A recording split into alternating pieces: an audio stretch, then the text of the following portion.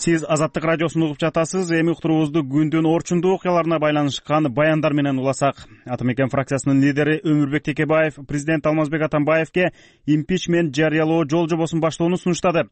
Башкы атамекенчи буга президенттин баш мыйзамдагы ыйгарым укугунан аша чапкан бир топ жагдайлар негиз болгонун айтып, анын чөйрөсү мамлекеттик бийликти өз билемдик менен ээлеп алды деп айыптады.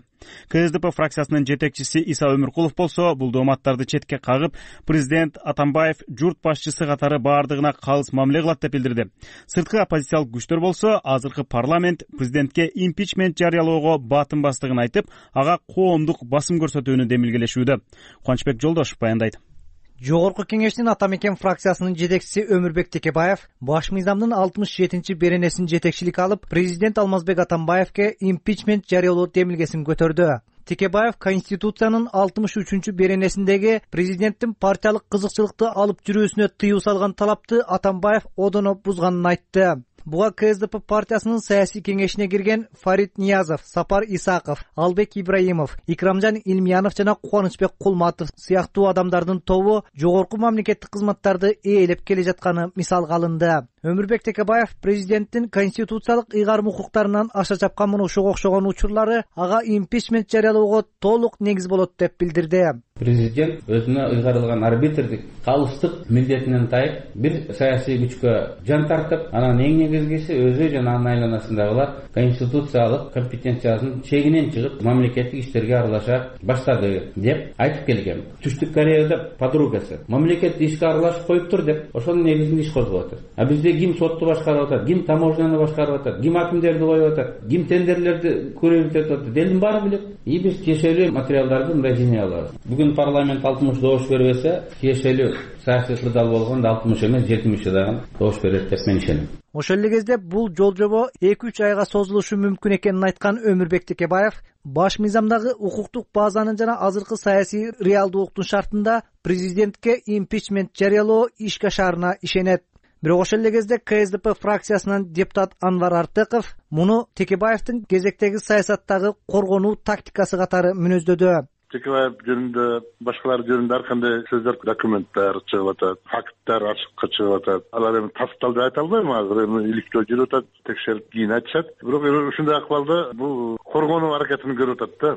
Коомдук пикирди алаксыт үчүн ошондой эмелерге барып атат деп ойлойм мен. Чынында эле бирдике тастанып калса, кылмыш ишиге чейин жеткизбей коюу максаты болот деп ойлойм го. Булар кантип айтканда деле Атамбаевдин рейтинги жогору, элдин ишеними жогору болуп атат. Импичмент болуш үчүн бир кандайдыр негиз болуш керек да. Эмне негиз бар экен? Мамлекетке чыккынчылык кылбаса, мамлекетке зыян келтирбесе, салып аткан тамынын айтып атат, эми ал сатып алган жерине там салып аткан эмнеси бар экен? Мындан сырткары КСДП фракциясынын жетекчиси Иса Өмүркулов президентти бийликтен четтетүү жол жобосу башкы прокуратуранын корутундусунун негизинде ага айып коюлгандан кийин гана ишке ашаары баш мыйзамда так көрсөтүлгөнүн айтты. Азыр президентти мамлекеттик кылмышка айыптоого эч кандай негиз жоктугун белгилеген Иса Өмүркулов Алмазбек Атамбаевди журт атасы жана баш мыйзамдын гаранты деп атады.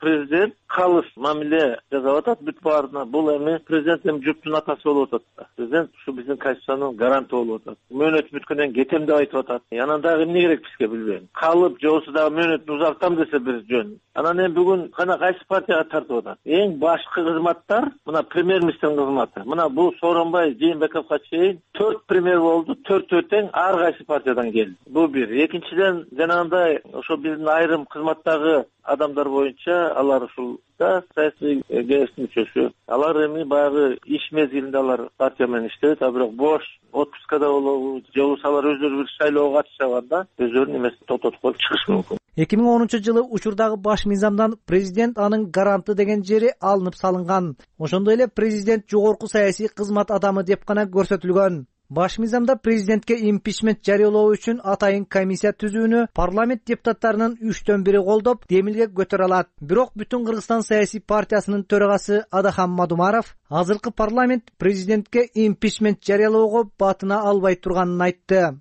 Импичмент жарыялоого толук мүмкүнчүлүк бар. Бирок бүгүнкү парламент сенин атаң Дөнөнбай деген мезгилге келип калган парламент. Бул парламенттен эч кандай майнап чыкпайт.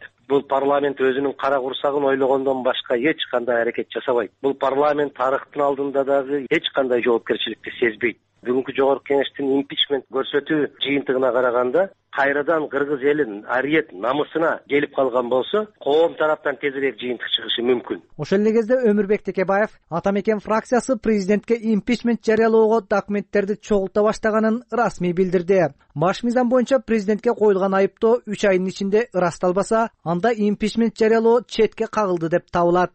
Кубанычбек Жолдошов, Азаттык, Бишкек. Мына ушул темага байланыштуу күн маекти дагы сунуштайбыз. Деги эле импичменттин табияты Кыргызстандын шартында кандай? Буга чейин өлкө тарыхында мамлекет башчыга импичмент жарыялоо демилгелери көтөрүлдү беле? Ишке ашты беле? Жогорудагы теманы эми ушул суроонун тегерегиндеги маек менен улантабыз. Кабарчыбыз Рахат Кеңешова мурдагы юстиция министри Марат Кайыповду кепке тартты. Деги эле импичмент деген эмне? Бул иштеп аткан президентти мөөнөтүнөн мурда кандайдыр бир кылмыш жасаганын далилдеп туруп, анан ошого байланыштырып мөөнөтүнөн мурда кызматынан четтетет да, бошотот. Ошол нормалар мыйзамдарда кандайча жазылган? Бул Кыргыз Республикасынын Конституциясынын баш мыйзамыбыздын 67-статьясында жазылган. Биринчиден, демилге топ жогорку кеңештин депутаттарынын 1/3-нен кем эмес болуш керек. Алар комиссия түзүш керек. Ушул кылмыш жасаганы чынбы, жалганбы деп ошол комиссия жыйынтык чыгарыш керек. Депутаттык комиссия. Анан ошонун негизинде депутаттардын көпчүлүгү импичмент процедурасын баштоо жөнүндө чечим кабыл алыш керек. Көпчүлүк добуш менен чечим кабыл алгандан кийин 3 айдын ичинде президентке 3/2 депутаттардын жалпы санынын 3/2 добушунан кем эмес добуш менен президентке импичмент жарыяласа болот. Бирок ушул эле 67-беренеде буга Кыргыз Республикасынын баш прокурору корутунду бериш керек. Андан кийин 3 айдын ичинен кечикпей туруп, Кыргыз Республикасынын президентине депутаттардын жалпы санынан 3/2 добушунан ашык, 3/2ден кем эмес добуш менен мөөнөтүнөн мурда кызматынан алып салса болот да.